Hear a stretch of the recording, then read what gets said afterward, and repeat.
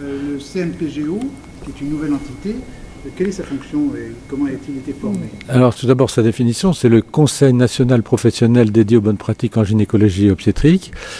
Ses statuts datent du 1er décembre 2010 et il est constitué du Collège national des gynécologues obstétriciens français, de la Fédération nationale des collèges des gynécologues médicaux et de la Société française de gynécologie.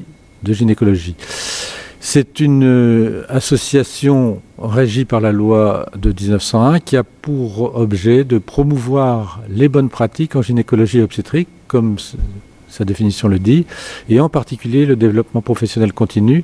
Et cette entité, CNPGO, est l'interlocuteur privilégié et particulier vis-à-vis de la Haute Autorité de Santé et de la FSM, c'est-à-dire la Fédération des spécialités médicales. Elle est censée représenter donc toute notre spécialité. Tout à fait. Il n'existe qu'un conseil national professionnel par spécialité.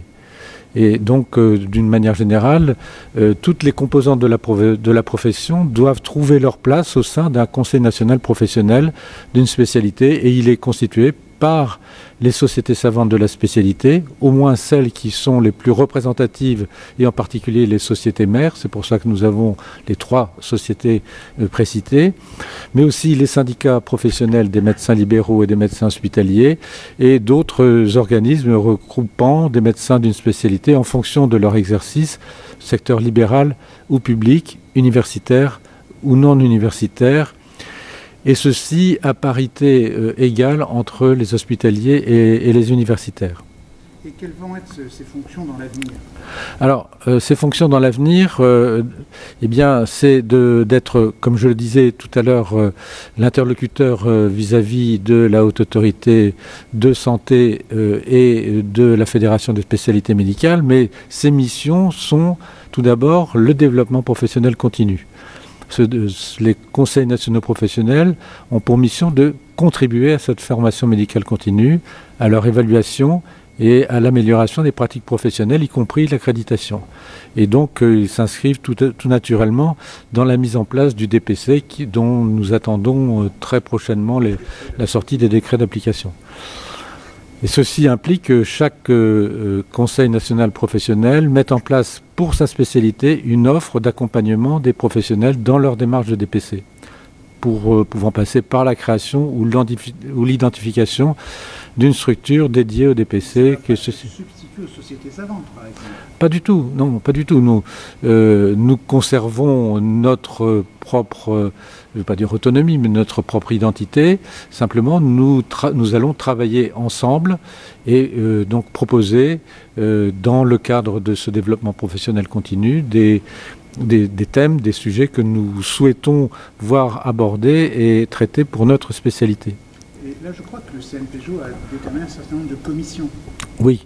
Alors, les commissions, il y a la Fédération des spécialités médicales nous a demandé de créer 3 comités. Le comité DPC, dont je viens de parler, qui est très important, puisqu'il va mettre en place justement ce développement professionnel continu dont on attend très prochainement encore la façon dont il va se décliner. On peut supposer que ce DPC va être maintenant proposé à tout praticien, qu'il soit libéral ou public, et ceci est certainement très, très important et très salutaire. Il y a un comité d'éthique et de déclaration d'intérêt qui a lui-même son propre comité au sein de la Fédération des spécialités médicales, mais chaque Conseil national professionnel doit lui-même réfléchir à les problèmes éthiques posés par sa propre spécialité et aux déclarations d'intérêt ou conflits d'intérêt qui sont les siens.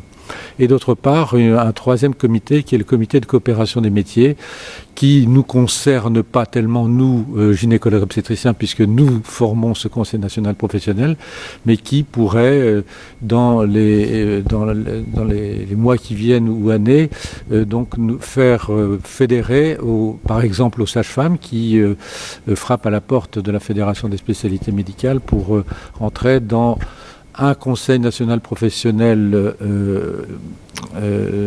spécifique, ou bien même peut-être rentrer dans notre Conseil national professionnel. Mais on peut aussi imaginer qu'il puisse y avoir des coopérations avec d'autres métiers. Je pense à l'imagerie, par exemple, où ce soit tout à fait possible qu'il y ait des partenaires associés, des coopérations associées. Est-ce que depuis son mise en place en 2010, il y a eu des actions qui ont été menées?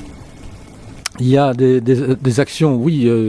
Nous faisons partie, au moins, au sein de la Fédération des spécialités médicales, du comité DPC de la FSM, et c'est David Serfati qui représente le CNPG au sein de ce comité DPC. Il y a d'autre part des actions spécifiques, et je pense à la charte de colposcopie, qui est une des premières actions qui est le témoignage de justement la mise en place sinon d'un contrôle d'une assurance qualité pour les professionnels qui font de la colposcopie. Merci beaucoup.